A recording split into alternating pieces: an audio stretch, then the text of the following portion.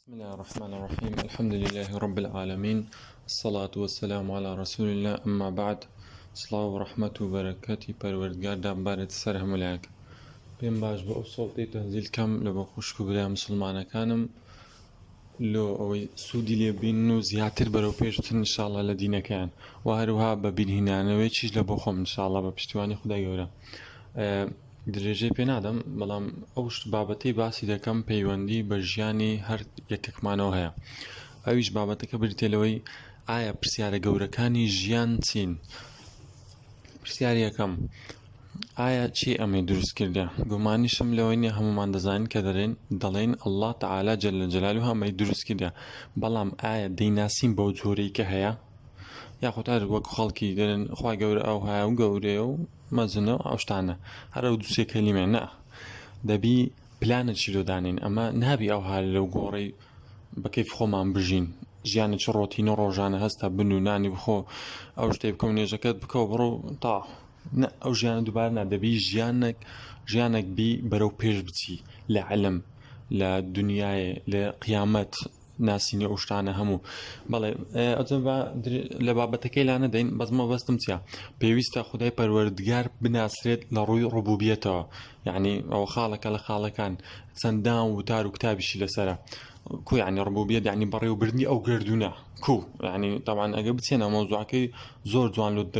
دەکەی کە خوای گەورە چەندە گەورە و میهرەبانە و چەندە سەڵات و بەتوانە و عەزیز و حەکیمە ینی لە کارەکانی لە بەڕێوەبردنەکانیدا بەڵێ دووەم خاڵ ناسینی خودای پەروەردگار لە ڕووی ئولوهیەتەوە یعنی ئیلا شتەکان لە بۆی بی ئەوەش چەندین وتار و کتابی لەسەر دەبی ڕۆژانە خۆمان لێ شارەزاکەین سێم خاڵیش بریتێ لە ئەسما و سیفاتەکانی خوای گەورە چین و چۆن یعنی لی تێبگەین و بچینە ناو ورد و دریشتی و لۆ ئەوەی زیاتر لێ شارەزا بین و لە کۆکراوەی هەر سێکی ئەو خاڵانە بخینین بە چەند مانگێک ئینشاءالله پەروەردگار هەتا ڕادەیەکی لەوانەیە بیناسین کە ناسیمان ئەوجا تەواو ژیان دەست پێ دەکات تام لە عیبادەت لە قورئان خوێندن بەرەو پێشچوون ڕێنیشاندان قیامەتەکی خۆش چاوەڕێت دەکەین ئینشاءالله بە پشتیوانی خوای گەورە ئەوانە هەموو دروست دەبی لە پاش ناسینی خوای گەورە بە بەڵگەی چە ئەمە خوای گەورە ناناسین هەتا ڕادەچی بە بەڵگەی ئەوەی کە خوای گەورە فەرمی ئەوەی بکە ئەوەی مەکە بە قسەی ناکەین ئەو حرامە بە قسەی ناکەین لەوانەیان دەرێک کاکە ئەو سەبەبە هەیە لێ ئەو شتەی ناکەم بزانە یعنی خوا لە هەموو شتێکی گەورەترە کە خوای گەورە ناسی یعنی لە کاتی ناوهینانی خوای گەورە ترسێک دێتە قەلبت یاخود عەظەمەتێک یاخود شەرمەک یان ڕێزە گەورەیەک دێتە مێشکت لۆت لە پاش خۆناسینی خوای گەورە لەو بەو سێ خاڵەی طبعاً ئەوجە لێیە لەسەر عیبادەتەکان بەردەوام دەبی لێیە سەحابەکان بە ڕەزای خوایان لێبی هەروە ئافرەتەکانیشان خێزانەکانیشان ڕەزای خوایان لێبی هەر کاتێک نمونەک لە پیاوەکان هەر کاتێک ئایەتی مەشتڕوب هاتە خوارێ لە جاری سێم وەڵڵاهو ئەعلەم بە چەند مەرحەلەی حرام کرا کە زانیان تەواو ئارام بوو هەبوو لەناو خواردی بوویەوە پس فەرمانەکەی جێ لێبوو ڕاست خۆی ڕشاندەوە دوور لە ڕووتان خۆی ڕشاندەوە لۆ کە دەیزانی خوای گەورە چەند عەزیم و گەورەیە لۆیە کە کاتێک دەیبیست ئەو فەرمانەکانی دەبیست یەکسەر جێبەجێ دەکرد سەمیعنا وەئەطەعنا جێمان لێبوو بە جێمان کرد تەواو موسڵمان دەبی ئەو هاوی لە ئافرەتەکانیش کاتێک ئایەتی حیجاب هاتە خوارێ کە خیندراوە جێیان لێبوو هەر کەسە و بابای و شتێکی ڕادێکیشا لەسەر مل و سینگ و سەری خۆی دەپێچە لەهۆز کە دەیانزانین خوای گەورە چەندە گەورە و عەزیمە چەندە بەتوانە و بەدەسەڵات و میهرەبان و خۆشەویستە چەند ترسیان هەبوو لێیە دەبی ئەمە خوای گەورە بناسین لە ڕێی ترسەوە ینی لە ڕێی خۆشەویستیەوە لە ڕێی ئومێدەوە بە هەر سێ خاڵ ترسێکی تەواومان لێ هەبی ئومێدێکی تەواویشمان پێ هەبی لە کارەکانماندا واروەها خۆشەویستێکی سەد شمەلۆ هەبێ ینی لە هەموو کەسی زیاتر خۆشمان بێ لە هەموو شتەکانیش کە ئەو فەرمووی شتێک تەواو یعنی قسەی کەسکە وەرناگرم بری ئەوەی مەکە تەواو ئەوە لۆ خوای گەورە کە ناسیت یعنی سەر بەخۆ ئەو دەلەوانەیە مەشەقەت و ئەو شتانە بێتە ژیانت بەهۆی جێبەجێکردنەوە هەتا ماوە چێ وەڵڵاهو ئەعلەم لۆ ئەو ژیانی پێغەمبەران بە دوور خوای لەسەر بێکە لێیاندرایە کوژراینە بەردراینە طبعاً ئەو ئەزریشیان وەرگری ئەو جە بەردەوا بوون و سەبریشیان هەبوو یان ئافرەتەکان لە ئافرەتان ئاسیا ڕزای خوای لێبێ ژنی فێراونی یاخود ئەو ئافرەتەکان دیکە کە یعنی زۆرن ئەگە باسییان کەین کە لەسەر دینچیان لێ هاتیە ئافرەت هەبووە بەخۆ بە کۆرپەکەوە گوتیان یان پەشیمان بۆ لە موسڵمانەتی خۆت یاخۆت خۆت هەردەناو ئەو دەبی تفرەت دەدەن ناو ئەو ئاگری تەعاملی کردی ئەجە ئەمە چینە بزانە چێ ڕێگریمان لێ دەکا یعنی جێ پێ نەدەین لۆ خوای گەورە هەر لۆمان چادەکا ئەوە گومانی تێدا نییە دەبی سەبریش لەسەر بگری تاقیکردنەوەش بی والله ئەعلەم لەوانێ لەلایەن خوای گەورەوە بۆیە سەبرگرتن باشترین شتە لۆ چونکە پاداشتی قیامەت لۆ چێ لۆ سەبرگرانە تەماشای بەهەشتیشکەم پێغەمبەر صلی الله علیه و سلم دەفەرمێ لە فرمودەی دەفەرمێ جوبریل عەلەیهی سەلام یاخود یەک من لە مەلایکەتەکان بوو کە خوای گەورە بەهەشت و دۆزەخی دروست کرد چوت هاتەوە چوو تەماشای جەهەنەمی کرد هاتەوە وتی خوای گەورە ئەو جەهەنەمە باوەڕ ناکەم کەس خۆی لەو جەهەنەمەی بدا بچتە ناو جەهەنەمەی ئەو جارە چوو هاتەوە خوای گەورە یعنی جەهەنەمی بە خۆشی ڕازاندبەوە گوتی لەوانەیە ئەو مەلایکەتەکە سەلامی خوای لەسەر بێ کە باوەڕ کرد کە خەڵکێکی زۆر والله ئەعلەم دەست ناو باشتە لۆ چکە خۆشیەکانی دنیای ینی خۆشیەکانی دنیای جەهەنەمی لە دوای خوا پەنامامدا بەهەشتیش بە چ ڕازایتەوە بەهەشتیش بە ناخۆشیەکان دەودەدرێ یعنی ناخۆشی لە دنیای ببینی ئەو جانێ والله ئەعلەم دەچێ باشتێ بەس شەرت نییە کە ناخۆشیەکان مەزوعەکەم درێژ پێدا بەس عەزم لێ تێبگەن شەرت نییە ناخۆشیەکان کە بەس لە پێشچاوان ناخۆشنا باوەڕ بکە لە ناو دڵان ئەوەندە خۆشە لۆ ابن تەیمە ڕەحمەتی خوای لێ بدەێ گیرا و گیرا دەرێ ئەگەر بتانزانی بە ئەگەر پاشا و سەرۆکەکان بیان زانی بە ئەو دڵخۆشیە لە ناوەمە هەیە دڵمان چەندە مرتاعە یعنی ئەو دڵەشیان لێ دەستاندین یعنی دڵی ئینسانی مسلمان کە ئازار دەدرێت لەسەر خوای گەورە دڵی ئەوەندە خۆشە یان دەگیرێ دەیەوە خەڵوەتە لەگە خوای گەورە یعنی بەتەنە لەگە خوای خۆم قسەی دەکەم ئەوە مشکلە نییە هەر شتێک بەسەر بێ لە پێنا خوای گەورە طبعاً ئەوە سەربەزیە خۆشبەختیە ئەوجا طبعاً بە زاهری یعنی بەس بەبینی ناخۆشە ها ئەگەر جار بەجاری ناخۆشی ناو دڵ و ئەوانەشتی لێ بەڵام باوەڕ بکە لە پێنا خوای گەورە هەر شتێکت بەسەر بێ ئەوە خۆشیە خوای گەورە دەفەرمێ دەست بە دینی من بگرەوە زیکری خوای گەورە و یاد و قورئان و ئەو شتانە عەلم پێکردن ئەوانە خوای گەورە دەفەرمێ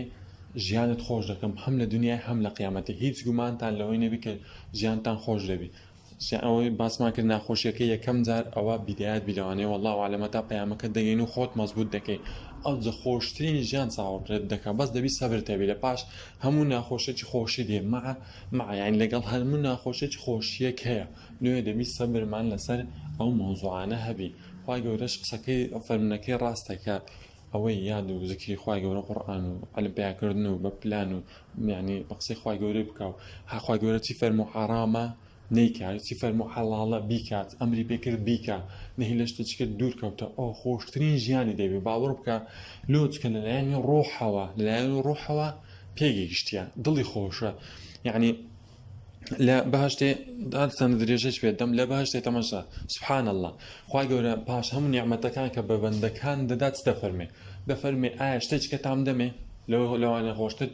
بەندەکانش دەفەرمێ خوای گەورە چ لەوانە خۆشتر هەیە لە هەموو ناز نیعمەتی خوای گەورە دەفەرمێ ناشتەک مایە دەفەرمێ چییە دەفەرمێ بینینی خۆم الله یعنی کە ئەو کاتێک کە پەردە لا دەبا خوای گەورە خۆی بە بەندەکانی پیشان دەدا یعنی خۆشیەکانی ناو بەهەشتیان هەموو ئیهمال دەکەن و لە فکریان دەچن لۆ چونکە ڕوحیان پێویستی بە و دیتنەیە ینی دەکات دەگەنە ئەو پەڕی خۆشبەختی لەلایەنی ڕوحیەوە یعنی بینینی خوای گەورە لایەنی ڕوحی تێر دەکا خۆشبەختی دەکا بەڵام خۆشیەکانی بەهەشتی ناو کۆشک و ئیسراحەت و خواردن و ئەو شتانە چ دەکات لایەنی جەستەییان پڕ دەکاتەوە ڕوحیەکە زۆر پێویسترە لێ لە بەهەشتێ لایەنی ڕوحی بە بینی خوای گەورە پڕ دەبتەوە لایەنی جەستەییش بە ناز و نیعمەتەکانی بەهەشتێ لە دنیاش تاکە شتی خوای گەورە کە لەسەر دنیای کەلامەکەیتی کە قورئانی پیرۆزە لێ قورئان لەگە قورئان بژی گومانی تێدانیا لایەنی ڕوحیت پڕ دەبتەوە لایەن جەستەیش ئەو خواردن و ئەو شتانەیە تەماشاکەن ئێستا کافرەکان هەیە دەورەمەندترینیان خۆی دەگوژلۆ لایەن جەستەی فولە سیارەخانی پارە ینی هاوسەر چی دەوێ منداڵ هەیتی چی دەوێ هەیتی بەڵام دینی تێدانێ لێ خۆی دەڕژین ناچارە ینی هیچ شتێک لایەنە ڕۆحی تێر ناکە لە چکێ لە دینەکە ئەی هەشە هەژارترین کەسە بەڵام بەدینترین کەسە لایەنی ڕۆحی فولە بڕۆ بزان چ ژیانەی خۆشیە خی گەورە دەیژێنی تەواو خی گەورە ڕزقی چێشکەچی دەداکە بەهنای بەتاڵ و بۆ پەڕیسی قەوە دەڕواتە دەێ بەهنای بەتاڵ و بەهنای پڕۆ دێتەوە ناو ینی ناو ماڵ منداڵ نمونیان دێتەوە جێ خۆی ئەو پاڕی تەوەکولی بەخوای گەورەیە لێ نەبی تەوەکولمان بەخوای گەورە بی هەرچەندە زۆر درێژەم پێدا بەو خاڵەی واشندانە ناوە بەس دیارە خێرتیدا ئینشاڵڵا بە سەبارەت با بێمە سەر خاڵی دووەم دوای وردەکاری کە دەپاس دەکەم ئینشاڵڵا خاڵی دووەم باشە کە خوای گەورەمان ناسی باشە لەو ئەمە هینێت سەرەوە دنیاە دەبی مەبەست سبی لە دروستکردنی مە لەسەر ئەو دنیاە دەبی ئەو مەبەستەی بدینەوە طبعا ئەو مەبەستە هەموو وەڵامەکان لە چێ دەبیندرێت ناو قورئان دەبیندرێتەوە خوای گەورە فەرمێ وما خلقت الجن والإنس إلا ليعبدون يعني ئینسان و جنۆکەمان دروست کرێ ئیلا لە بۆ عیبادەت عیبادەت شەوەنی هەم دەمێت لە ناو نێژ و ڕۆژ نە سەردانی نەخۆشی عیبادەتە دەچێت لەگە ماڵندا لە پێی ناخوای گەورەتە هەندێک ئامۆژگاریام کە هێشتانە عیبادەتە شیو لێنان نەمونە لە ئافرەتان لە مێردەکە لە پێی ناخوای گەورە عیبادەتە ماڵ منداڵ بەخێوکردنە عیبادەتە منداڵ پەروەردەکردن لە بۆ دین عیبادەتە یان ئەو شتانەیە عیبادەت دوو جۆر نمونە دوو جۆر دەگرتەوە خوای گەورە نەهیەکان خوای گەورە دەفەرمێ مەکە ئەتوو لە ماڵە دانیش لە تایم بچی لەوانەیە زینایە چ بکە یاخۆت بچی مەشروب بخۆ یاخۆت بچی شتێکی خراپیان بە تەلەفۆن قسەی لەگە یەکە چ بکەی ئەوە ئەتوانێت کردی تو لە مای خۆ دانیشتی ناو عیبادەت دەی ئەوە نەکردنەکان نەهیەکانە ناکی تەواو لێ دووژە پێ و پێش دەکرێت دوو ئەمرەکان نێژە ڕۆژیە ئەلەم پیاکردنە قورئان خوێندنە ئەو شتانە دێکێ ئەوەش عیبادەتە یعنی عیبادەت بەس نێژ ڕۆژەوانی ئەوانە بەشێکی نەعیبادەت عیبادەت زۆر شتی دەگرتەوە یاخۆت ئەلەم پیاکردن بە کوفر و شرک و ئەو شتانە بەڵێ یعنی دەبی ئەمە فکرکەین و ئەرێلو هاتینەوە دنیای بێوێ بەخۆشمان ینی ویستمان لەسەروی ئیلا مەبەستەک هەیە مەبەستەکە چیە مەبەستەکە ئەوەیە کە خوای گەورە ئەمە کە خوامان ناسی بە ڕۆبووبێت و لولێت و ئەوانە زانیمان چێ دەشزانین لۆ دروستیکردنەوە چی زانیشمان لۆ دروستی کردینە دەبی ئەو هابکەین لۆ چونکە ئەگەر بە قسەی نەکەین بەس لاناو عیبادەت نەبین دەفەوتین ینی نمونە تشبیه نەبی ولله المثل الأعلى مۆبایلێک لۆچ دروستکرا بە مەبەستی تەلەفۆن و بەکارهێنانی ئینتەرنێت و ئەو شتانە باشە ئەگەر تەلەفۆنی پێ نەکرێ تێکچیتن یان مەسنجەری داگری بچی ڕسم ببتەوە یاخود ڤایبەری داگری بچی سناپچات ببتەوە یاخود شتێکی یان تێک و پێک بچین لە ناویەک ئیشی خۆی نەکە مەبەستی خۆی نەکە یاخود بە قسەی تو نەکە مۆبایلەکە دای دەگری شەکل دەکا ئەو شتانە باشە ئەتوو بە مەبەستی مۆبایل بە مەبەستی دروستکرا بە مەبەستی چ دروستکرا بە مەبەستی ئەوەی دروستکرا کە خزمەت توکە بەس ئەتوو هەر شتێک داگری عەکسی دەکا بە قسەی تو ناکە چ دەکەی چەند جارێک دەیبێ وەستای چای دەکەیەوە وەچی چات کردە وەرج چای دەکەی ئەگە چابەوە تا ئاوازی لەگەڵ خۆت دەژی تەواو بەردەوامی پێدەبەخشی عین تەواو بەس ئەگەر چانە بۆ پاش چەند جارەکی چ لێ دەکەی هیچ مەجال نییە دەبی فڕیدەی بەشەریش خوای گەورە دەفەرمێ لێ ئەو مەبەستەی دروستم کردی بم پەرستی و عیبادەت بکەی علم پێیاکەی ئەو شتانە باشە ئەگەر نەتپەرستی تەماشا دەبین لە دنیای ئەگەر نەیپەرستی چی دەبیتن تاقیکردنەوە دەست پێ دەکات خوای گەورە تاقی دەکاتەوە هەتا بگەڕێتەوە لۆ خوای گەورە فەرمی خوای گەورە تاقیتان دەکەمەوە تا بگەڕێنەوە لای من تەماشا و نیعمەتە گەورەی چەند جارێک چەندەها جار چەندین جار خوای گەورە تاقی دەکاتەوە تا بەندە بێتەوە سەڕێ ڕاست دەوڵەمەندە ئیفلاس پێدێنی ناگەڕێتەوە نەخۆ ساغا بەشم بە نەخۆش لە ناو جێندە فری لە من کاتەوە هەناگەڕێتەوە یعنی چەند جارێک تاقی دەکاتەوە ناگەڕێتەوە ناچار فڕێدانی مۆبایلەکەی نمونە لەوە گۆڕی بەڵام فڕێدانی بەشەر خوای پەنامامدا لە ناو جەهەندەمێ هەتایش جار وایە خوا پەنامامدا زۆر خەتەرە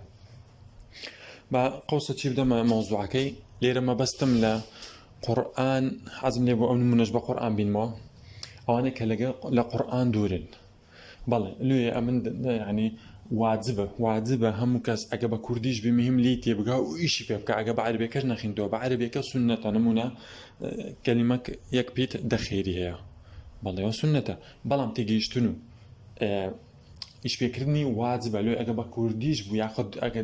کوردیش نەزانیم بخینەوە بە جێڕاگرتن دەبی جێ لێوی ئیشی پێ بکەی کفری لێ شارەزابی شرکی لێ شارەزابی ئیمان لێ شارەزابی ئەو شتانی لێ شارەزابی بۆ وتاران بەو شتانە بەس مەبەستان قورئان لێرە دەبی ئیشی پێ بکەی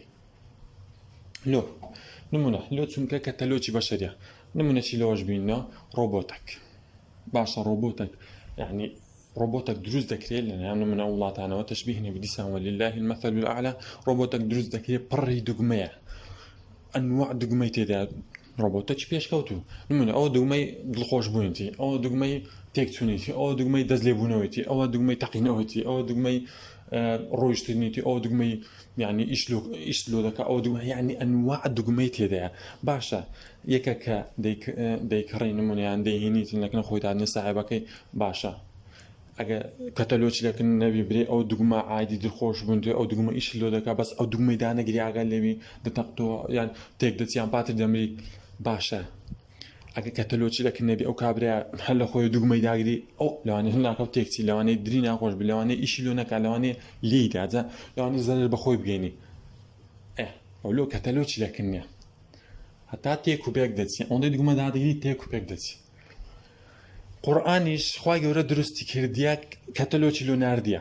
تشبيه نێمێ ولله المثل الأعلى کەتەلۆچی لۆ ناردیە دەفەرمێ ئەوە کەتەلۆچی توە ئەم ئەتوم دروست کردی و کەتەلۆکەشم لۆ ناردیە لێ دەمەوێت تێبگەی لێ کە ڕۆژان دەخینەوە باش بەفکردێتەوە جەهەنەمەت بەفکردێتەوە کوفر و شرک و ئانت بەفکردێنەوە ئەو جا دوگمە دڵخۆشەکان دادەنێ دوگمە باشەکان لە خۆت دادەگرێت حسابکە بەخینەوەی ئەو قورئانەی دوگمە باشەکان وەچ ڕۆبۆتەکەی دوگمە باشەکان لە خۆت دادەگری ئەو کەتەلۆکە بەڵێ ئەوە کەتەلۆجی ڕۆبۆتەکەی لەگەڵی بوو ئیشیان پێکرد هیچ مشکلی نەبوو بەس کەتەلۆجی لەگەنەوە تێک پێکچوو ئەمەش لێیە تەماشا خەڵکانی ئێستا بکەن خۆی گەورە هیدایەتی هەمولاکماندا کە ئەو کەتەلۆکە قورئان بەکار ناینن لێ ژیانیان ناخۆشە بەڵێ لێ دەبێ قورئان بەکاربینی هەتا بۆ پێی کەتەلۆکەکەی خۆمان بجوولینەوە خۆی گەورە دەزانین کوی دروستکردنەوە کەتەلۆکەش لۆدا ناینە بەچ درمان خۆش دەی بەر ئەو دنیای کاتێش بەڕێوە بین يعني ژیانیشمان خۆش بین إن شاء الله والله تعالى أعلم خاڵی سێم پرسیاری گەوری ئەرێ باشە ئامە دەبینین ئەو لە پێش چاومانە پرسیار سێم دەگەڕێنەوە چێندە طبعا لە پێش چاومانە کە مردن هەیە ینی 100% دەمرین دەگەڕێنەوە چێندە ئەوش گوم دەگەڕێتەوە سەر خاڵی دووەم کە خوای لە فەرمێ وما خلقت الجن والإنس إلا ليعبدون يعني عبادت بل إنسان وجن لو دروس كرديا بل إلا لو عبادت باشا أما أجا بقصي خواجة جوار ما كل مردن هي بمردن عبادت طاق وتعيدي باشا لباجة مردنتي هي طبعا قيامتك هي بهشت جهنم أجا بالدنيا بقصي خواجة جوارات كلمة لو عبادت دي دابوبي أو لو بهشتي إن شاء الله أجر بقصي ويدنا كردبي قابنا ممدا لما جهنمي لا أوسي برسيارة زور جرينجا بيزانين وهروا دینیش کو دەست پێ دەکەی کو ڕێنشاندانێک لەمەوە خاڵکی ئینشاءالله کو دەست پێ دەکەی دین دەست پێ دەکەی دەست بەوەی دەکەی کە یەکەم جاردی خوای گەورە دەناسی بە ڕوبوبیەتی و بە ئولوهیەتی و ئەسما و صفاتی دوو دینەکەت دەناسی بزانین لەو ناو ئەو دینەی خوای گەورە دینی خۆی هەیە بزانین چمان پێ دەڵێت چ بکەین چ نەکەین و فەرز و ئەمر و شتەکان چییە سێ پێغەمبەرەکەمان بناسین درود خوای لەسەر بێت صلی الله عليه وسلم ئەوە ڕئیسیترین سێشتا دەبێ بیناسین لە ئەوەی کە ژیانمان بەڕێک و پێکی و قیامەتمان بە باشی بەدەست بین طبعا ئەوە یەکەم پرسیاری ناوگۆڕیشە ئەگە ئەو سێمان زانی طبعا ئەوە پێغەمبەر صلی الله علیه و سلم لە فەرمێ یەکەم شەوی بەندە لە ناوگۆڕەکەی خۆش بوو تەواو حەقی حساب و ئەوانەشی ئاسان و خۆش و ئینشاءالله عاقبەتی خێر دەبێت بەڵام ئەگە ئەو سێ پرسیارەمان نەزانی خوا پەنامامدا لەو کاتیڕە نەخۆشی قەبر و قیامەت و چاوەڕێکردن و ئەو جێ تەسکە ئەو شتانە دەست پێ دەکا خوا پەنامامدا پێم وایە ئەوەندە کافیە درێژەشم بە کاتەکەیدا کە دەنمازاکەن بەسەر پێم باش بوو ئەو شتانەتان لێ باسکەم هەمومان بە ئاگا بینەوە لۆ پێش چاوڕوونیە چش کتاب هەیە وتار هەیە چێویستی ئینشاءالله لە خزمەتی داینە لە ئینتەرنێتی مامۆستا هەیە مامۆستای زۆر بەڕێز کە ئەو شتانیان ناسینی خوای گەورە و دینی ئیسلام و پێغەمبەر صلی الله علیه و سلمیان شەرح کردێ و دانایە لێیە دەبی ئەمە پلانێکی لە ژیان ڕۆژانەی خۆمان دانین لەو ژیانە ڕۆتینێ دەرچین هەر ڕۆژە و شتێکی نوێ فێربین پێغەمبەر صلی الله علیه و سلم دەفەرمێ هەر کەسێک دوو ڕۆژی وەچیەک بی والله ئەعلەم لەفکردنەوە فەرم دەکە زۆر خراپە یعنی باش نییە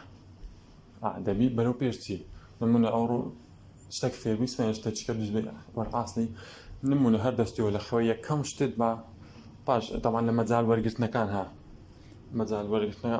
تەفسیر قورئان بخینەوە کتابەی فەرمودە پەیاکەویش بخینەوە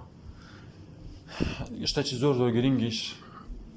ناسینی خوای گەورە بوتارێک بێ کتابێک بێ کتابش نا بوتار هەیە مامۆستای بەڕێز هەیە باسی ڕبوبیەت و ئولوهیەت و ئەسما و صفات و دین ئیسلام ئەوانە ڕۆژی وتارش تەواو تا بە چەند مانگە ئینشاڵڵا هەموو جێڕادەگرین بۆچی ئەو تەواو کرد سیسیلە لە دوایە لە کفر چیە شرک چیە لۆ چونکە کفر و شرک لێرکوانە زۆر زۆر دەور دەبین ئەمە لەوانەیە زۆر پرسیار لە دەستنێژ جوان بابەتە فقهیەکان بکەین بەڵام عەقیدە زۆر گرنگە دەستنێژ لە قورئان زۆر یعنی خۆ بەڕێزە زۆر زۆر بەڕێز ڕێز لێ دەگەین دەستنێژ لە قورئان یەک ئاەتی لەسەر ئەومە پرسیارش لێ دەکرێت بەڵام بەداخەوە ئەوەندە پرسیار لە عەقیدە ناکرێت کە هەموو قورئان تەوحید و عەقیدەیە باسی عەقیدە و تەوحید دەکات کە باسی یەک خواناسین دەکات خوای گەورە بەتەنێ بناسین و بەتەنێ حساب لێ بکەین و بەتەنێ بە قسەی بکەین و بەتەنێ لە پێناوی بژین لە پێناوی بمرین لە پێناوی شتی باش بکەین تەوان ئەوە یەک ئاەت لە چی هەموو قورئان لە چێکە هەموو باسی عەقیدە و یەک خوای گەورە ناسین بە تاکتەنایی کە ئەویش لە ڕیچیەوە خۆمان لە کفر شارەزاکەین خۆمان لە شرک شارەزاکەین خۆمان لە ئیمان شارەزاکەین لۆ چونکە کوی دەڵێ ئەشهەدو ئەن لا ئیلاهە ئیلا الله وەشهەدو ئەنە محەممەدەن ڕەسوول الله بە وشان دێنا و ئیسلام هەندێک وشەی کفر و شرکیش هەیە خوا پەنامامدا دەرت دەکات لەو ئیسلام ئاگاشمان لێ نییە لۆیە بە خۆمان دابچینەوە خۆمان بناسیم زانین چ غەڵەتێکمان هەیە بۆ پێی ئەو پلانانەدا بڕۆین قورئان ڕۆژ نیو سەعات نمونە قورئان نیو سەعات فەرموودە نیو سەعات وتارێک وتارە چ مامۆستایەکی با سەعاتێک بێت تەعامل هەیە بەس گرنگترین شت کە پێتان بڵێم لە پێناو خوای گەورە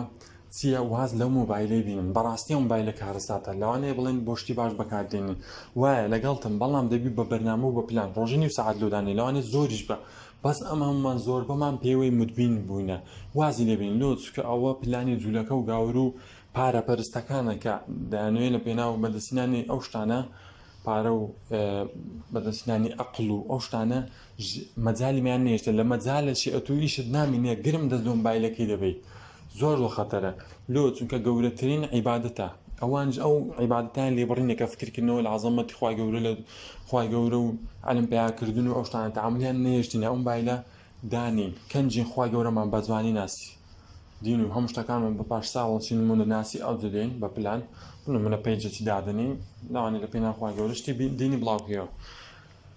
زۆر ڕێتی هەیە بەڵام ئەو مۆبایلەی لابین ئەوجا هەر شتێکی هەیە ڕزقەکەی لەوانەیە هەیە ئیشەکەی ڕێ لێگرتی کاکە خوای گەورە دەفەرمێت خەریکی دینی من بە ڕزقت عایدی من دەفەرمێ شەیتان بەڵێنی هەژاری و نەداری و ترس و خەم و ئەو شتانەتان پێ دەدا خوای دەفەرمێ بەڵام من ترسی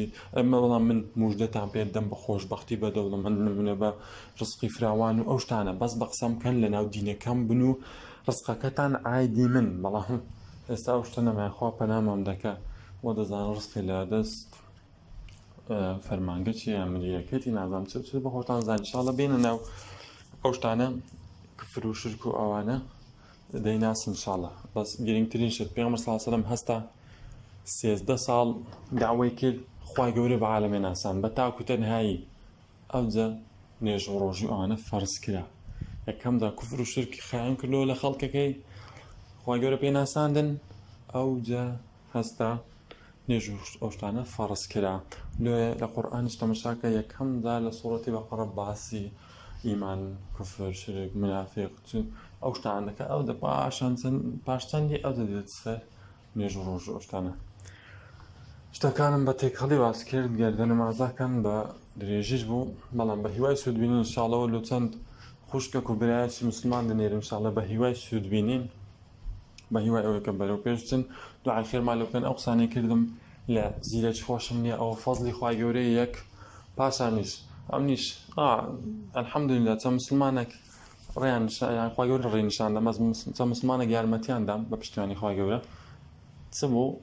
تەماشای هەندە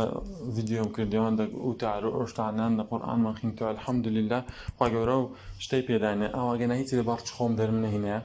ئەوە فەزلی خوای گەورەیە ئەنگۆژ ئینشاڵڵا بەداوام من بە مای ساڵێک 2 ساڵی ئینشاڵڵا بە پشتیوانی خوای گەورە دەگەینە و ئاستەی کە کوفر و شرک و ئەو شتانە بناسن ئەوجا ئینشاڵڵا مرتاع بن و قیامەتێکی باش بەدەست بینن جێیەکی باش بەهەشتێکی خۆش بەدەست بینن ئینشاڵڵا یعنی مەبەستمەوەی من لە زیرەکی خۆم هیچ نازانم من هەموو ئەو ڤیدیۆیان هەم جێرێ بووە لۆتان دەرێمەوە باز ئەوەندە نەشم زانی بە جوانیش بێمەوە بە تێکەڵی پێگەڵی بوتمەوە و گردنشم ئازاکەن. السلام عليكم ورحمة الله وبركاته. بسم الله الرحمن الرحيم. الحمد لله رب العالمين، الصلاة والسلام على رسول الله، أما بعد. صلاة ورحمة وبركاته پروردگار دامبارێت سەر هەموولایەک. پێم باش بە ئەو سەوتەی تەنزیل کەم لە بە خوشک و برای مسلمانەکانم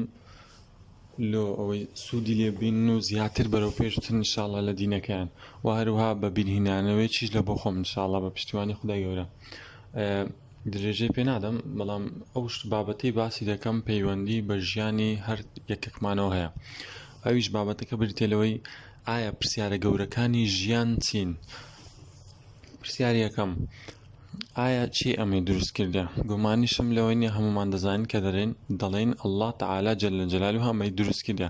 بەڵام ئایا دەیناسین بەو جۆرەی کە هەیە؟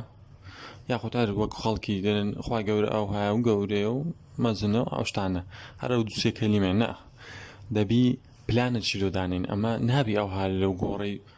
بە کەیف خۆمان بژین ژیانێکی ڕۆ